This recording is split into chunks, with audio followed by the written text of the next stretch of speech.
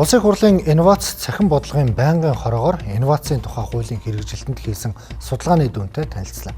Судлаачдын зүгээс инновацийн тухай хуулийн хэрэгжилтийг хангалтгүй байна гэж дүгнсэн байна. Шалтгаан нь санхүүжилт хангалтгүйн дээр журмууд нь боловсруулагдаагүй, бодлого төлөвлөлт нь алдагдсан гэж үзжээ.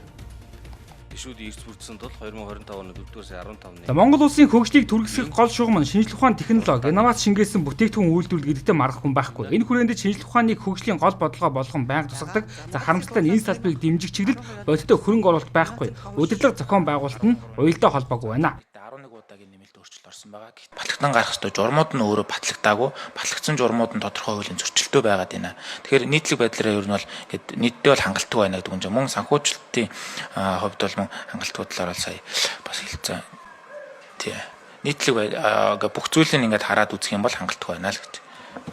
тэгэхээр гүйцэтгэл, үр дүн ер нь цаашдаа яаж сайжруулах гэсэн нэг тийм баримталж байгаа бодлого та бүхний дунд бол яамн дээр байгаа бах. Тэр талаар мэдээлэл өгнө.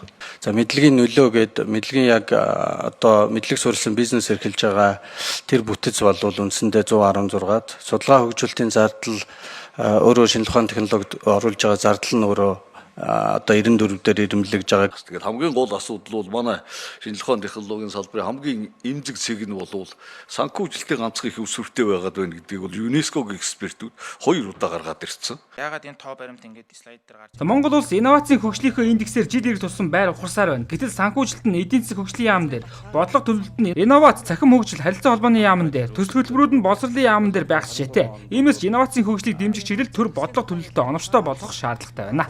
Оруулсан компаниудад төсвөөс